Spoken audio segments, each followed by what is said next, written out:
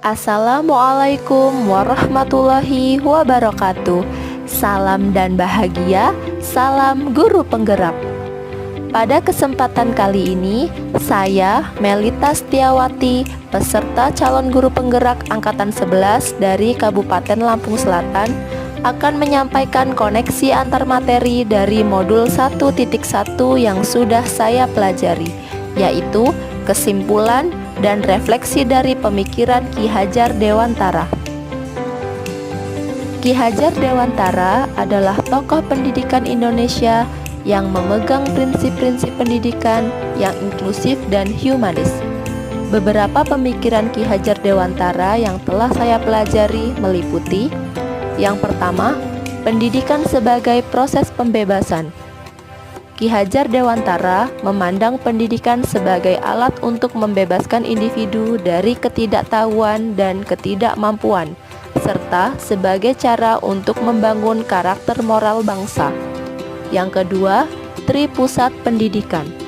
Ki Hajar Dewantara mengajukan konsep Tripusat Pendidikan yang mencangkup pendidikan di lingkungan keluarga, sekolah, dan masyarakat.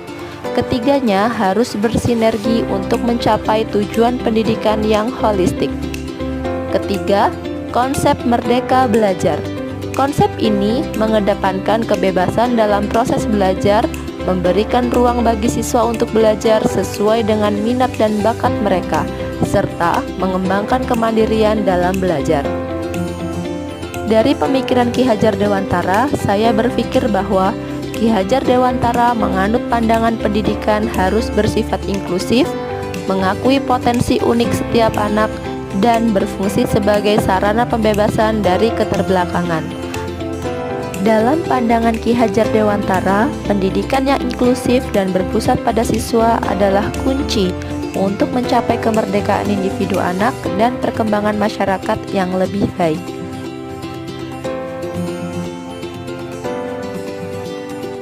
Sebelum mempelajari modul 1.1 ini, saya percaya bahwa anak adalah selembar kertas putih dan kewajiban kita untuk mengisi lembar tersebut.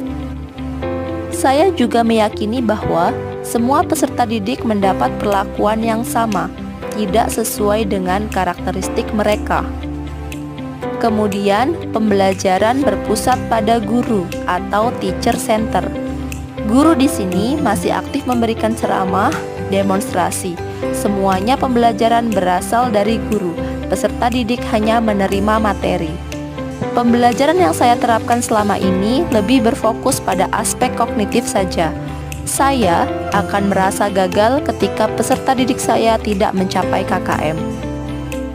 Saya yakin bahwa pembelajaran terbaik adalah di kelas, karena menurut saya, kelas adalah tempat yang memang sudah disiapkan untuk belajar, sehingga dengan di dalam kelas, anak lebih bisa berkonsentrasi.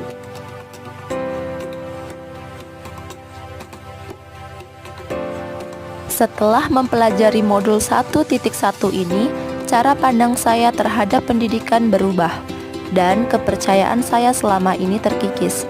Saat ini, saya sadar bahwa anak bukanlah selembar kertas putih, melainkan sebuah kertas yang sudah terisi penuh, namun coretan-coretannya masih samar atau buram. Coretan-coretan buram ini adalah sifat dasar anak, baik dan buruk, yang sudah ia bawa sejak lahir. Tugas kita sebagai pendidik adalah menuntunnya, menebalkan coretan-coretan yang baik dan semakin menyamarkan coretan-coretan yang buruk. Jadi, kita hanya bisa membimbing lakunya ke arah yang lebih baik. Namun, kita tidak akan bisa mengubah atau menghapus dasar yang sudah ia bawa sejak lahir. Saya juga menyadari bahwa setiap peserta didik memiliki karakteristik yang unik, yaitu setiap siswa memiliki ciri-ciri, kepribadian, kemampuan, minat, kebutuhan, dan latar belakang yang berbeda satu sama lain. Dalam proses pembelajaran, siswa tidak hanya bergantung pada guru sebagai satu-satunya penyedia informasi atau pengetahuan, di mana sumber belajar dapat berasal dari berbagai tempat, termasuk buku, internet, pengalaman langsung, diskusi kelompok, dan sumber lainnya. Saya menyadari bahwa bukan pembelajaran pada aspek kognitif saja yang terpenting, tetapi sebagai pendidik kita harus melakukan proses pembelajaran secara menyeluruh, yaitu kognitif, afektif, psikomotorik, spiritual, sosial, dan budaya. Dan saat ini saya juga menyadari bahwa belajar tidak melulu harus selalu di kelas. Justru anak perlu berinteraksi dengan lingkungan sekitar. Apa yang mereka pelajari harus mempunyai korelasi dengan kehidupannya, sehingga pembelajaran yang kita laksanakan akan berguna bagi kehidupan mereka di masyarakat.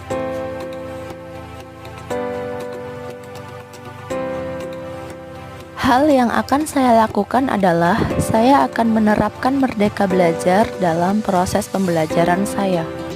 Saya akan mengajak peserta didik untuk turut serta dalam perencanaan pembelajaran sehingga mereka akan antusias dalam mengikuti prosesnya. Dalam pemberian kebebasan, kemerdekaan belajar, tentu saja saya juga akan tetap memberikan rambu-rambu atau arahan agar anak tidak kehilangan arah. Saya akan menanamkan budi pekerti melalui pembiasaan-pembiasaan baik sebelum memulai proses atau mengakhiri pembelajaran.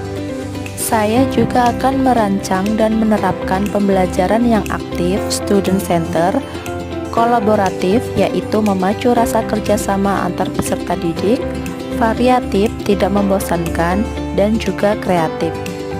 Kemudian, saya juga akan menerapkan pembelajaran kontekstual, di mana menjadikan lingkungan dan kearifan lokal sebagai sumber belajar. Sekian pemaparan koneksi antar materi dari saya. Terima kasih atas perhatiannya.